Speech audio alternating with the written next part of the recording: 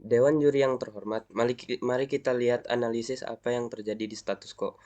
Kita sering melihat di berita atau di media sosial seperti YouTube atau Instagram yang meliput tindakan kriminal seperti mencuri, korupsi, dan seterusnya.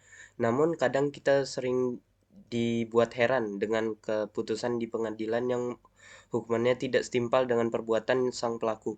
Seperti contohnya pelaku korupsi yang mendapat hukuman ringan sedangkan pelaku pencurian agar bisa membiayai pengobatan anggota keluarga orang tersebut malah mendapat hukuman yang lebih berat ketimbang hukuman sang koruptor.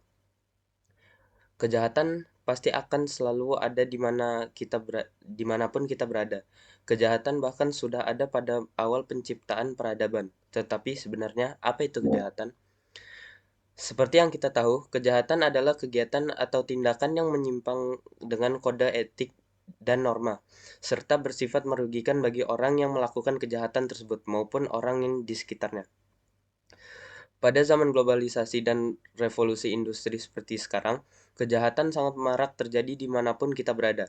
Kejahatan dapat dikategorisasikan menjadi kejahatan skala kecil, seperti contohnya pembegalan, penjamretan, pencurian, pemerkosaan, dan lain-lain, ataupun yang berskala besar seperti perampasan aset negara, korupsi, dan perampasan hak-hak suatu kaum. Kejahatan-kejahatan tersebut pada era seperti saat ini sangat marak terjadi, mengakibatkan aparat penegak hukum seperti polisi, hakim, jaksa, dan militer kewalahan dalam menghadapi masalah-masalah tersebut. Belum lagi tingginya frekuensi suap yang terjadi kepada aparat-aparat negara yang korup menyebabkan ketidakpercayaan masyarakat terhadap aparat penegak hukum. Dikarenakan hal tersebut, kerap kali vigilantisme muncul di kalangan masyarakat.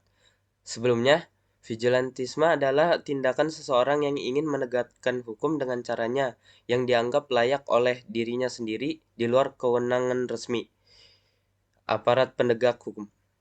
Seringkali bertindak sebagai main hakim sendiri dan biasanya menggunakan konsep gigi dibalas gigi atau nyawa dibalas nyawa yang biasanya tidak berkiblat kepada peraturan hukum resmi seperti KUHP dan lainnya.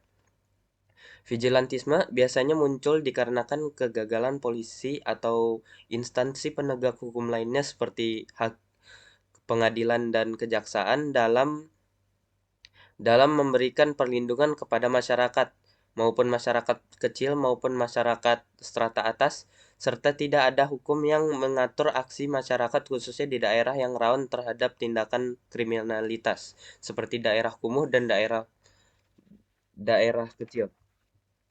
Hal tersebut mendorong adanya vigilante di kawasan dan di kalangan masyarakat yang merasa prihatin dengan keadaan sekitarnya. Dewan juri, di zaman sekarang vigilante masih dianggap sesuatu yang ilegal. Maka dari itu, keputusan dari kami adalah untuk melegalkan vigilante. Melihat keadaan sekarang yang kejahatan dapat terjadi kapan saja, vigilantisme menjadi dapat menjadi langkah yang baik dalam penegakan hukum khususnya di daerah yang jauh dari jangkauan polisi ataupun aparat penegak hukum lainnya. Tentunya, vigilante tetap dikenakan batasan-batasan yang membatasi agar pelaku vigilantisme tidak melewati batas seperti membunuh, bahkan sampai menyiksa para perilaku kriminalitas yang ditangkap oleh sang vigilante. Dengan adanya vigilante-vigilante yang tetap tidak melakukan tidak melewati batas-batas HAM yang sudah ditetapkan, penegakan hukum akan lebih merata dan efisien, serta memungkinkan pemerintah untuk lebih fokus ke masalah-masalah yang lebih besar, seperti korupsi dan perampasan aset negara. Tentu, setelah pelegalan vigilante akan muncul pertanyaan seperti, apa fungsi aparat penegak hukum seperti polisi setelah pelegalan vigilante, atau bagaimana cara agar memastikan vigilante agar tidak terlewat batas. Tentu pelegalan vigilante sudah sebelumnya dipikirkan terlebih dahulu agar tidak terjadi masalah. Vigilante tidak sepenuhnya menggantikan aparat penegak hukum, melainkan sebagai pembantu agar para vigilante masih melakukan penegakan hukum tanpa melanggar HAM. Tentunya dibuat peraturan yang membatasi perlakuan ekstrim terhadap tahanan vigilante. Dan perlu ada tahap pelatihan sebelum diperbolehkan menjadi seorang vigilante. Dan harus memiliki izin khusus juga untuk menjadi seorang vigilante. Tentunya kita kita dapat menghilangkan tindak tentunya kita tidak dapat menghilangkan tindak kriminalitas secara maksimal. Tetapi dengan adanya vigilante, mereka dapat menjadi perpanjangan tangan aparat resmi dalam hal penegakan hukum. Tidak menutup kemungkinan juga seorang vigilante malah menjadi seorang perilaku tindak kriminal. Maka dari itu dibutuhkan pengawasan ketat dari aparat resmi agar agar meminimalisir hal tersebut dan agar para vigilante menggunakan wewenangnya dengan baik. Legalisasi ini dapat memberikan rasa aman kepada masyarakat karena tahu bahwa akan lebih banyak penegak hukum yang tersebar dan juga akan sangat membantu dalam menciptakan lingkungan yang bebas dari kriminalitas.